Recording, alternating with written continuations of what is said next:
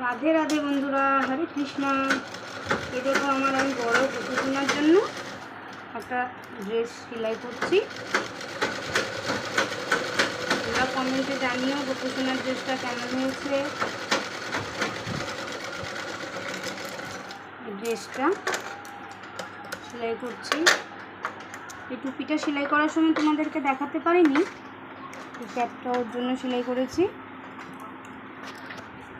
এটা হলো আমার বড় গোপুসোনা, ছোটটার জন্য সেলাই করব। কাপড় এনে রেখেছি, যে কাপড়গুলো আছে। আগে বড় গোপুসোনারটা তৈরি করে নিই, তারপরে ছোটোটা সেলাই করব। এখনও এটার ফিনিশিং হয়নি। এই দেখো ড্রেসটা এখনও কাজ বাকি আছে।